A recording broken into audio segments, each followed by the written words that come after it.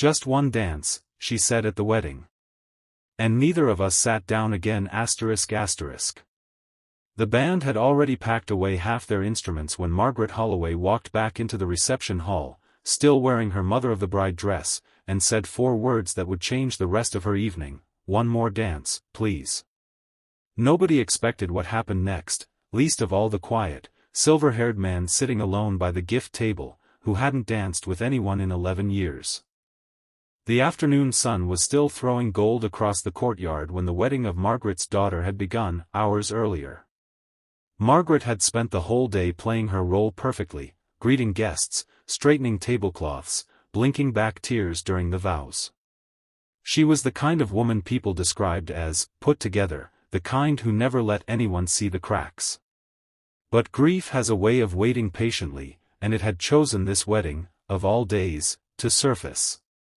Her husband should have been there. He'd passed away 2 winters ago, and every laugh, every clink of a champagne glass, every father-daughter dance she watched from the sidelines reminded her of the empty chair beside her. Across the room, Walter Briggs had noticed her the moment she walked in.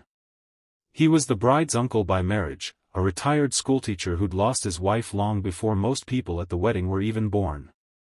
He recognized something in Margaret's eyes, that particular kind of loneliness that smiles through an entire evening and then quietly falls apart in the car afterward.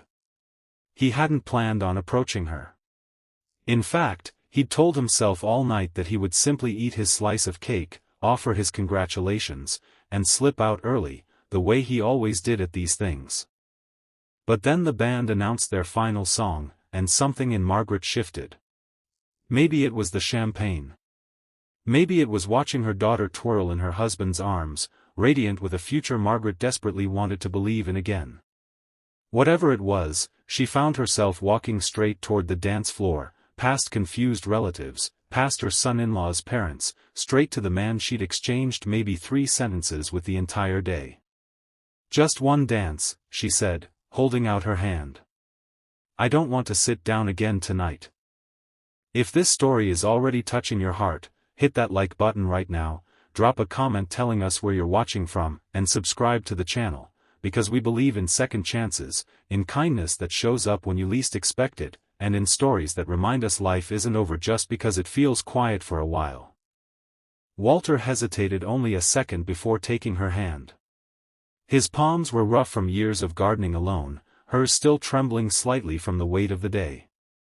They stepped onto the floor as the band began playing something slow and unhurried, and for a moment neither of them said a word. They simply moved, awkwardly at first, 2 people who had forgotten what it felt like to be held with tenderness rather than sympathy. "You looked like you needed rescuing," Walter finally admitted, a small smile tugging at his mouth. Margaret laughed, really laughed, for what felt like the first time in months. "I look that obvious?" she asked. "Only to someone who's been there," he replied. And in that simple exchange, something unspoken passed between them: recognition. The particular language of 2 people who understood loss not as an event, but as a landscape they now lived in permanently. They didn't stop dancing when the song ended. The band, sensing something rare unfolding in front of them, quietly slid into another number. Guests who had been gathering their coats paused to watch. Margaret's daughter, now dancing with her new husband a few feet away, caught her mother's eye and felt her own heart swell with something she couldn't quite name: hope, maybe, or relief, or both. She had worried for 2 years about her mother eating dinner alone, staring at old photographs, pretending she was fine. Now she watched her mother laugh with her whole body, cheeks flushed, eyes bright, and she understood that grief doesn't have to be a life sentence. Sometimes it simply needs an opening. As the night wore on, Walter told Margaret about the small woodworking shop he kept in his garage, how he built birdhouses now just to have something to do with his hands. Margaret told him about her garden, the tomatoes that never quite grew right, the silence of her kitchen in the mornings. Neither of them was performing anymore. Neither was pretending to be strong. They were simply 2 people who had survived something enormous, finding out that survival didn't have to mean permanent solitude. By the time the last guests trickled out and the caterers began stacking chairs, Margaret and Walter were still standing near the dance floor, talking as though they had known each other for years rather than hours.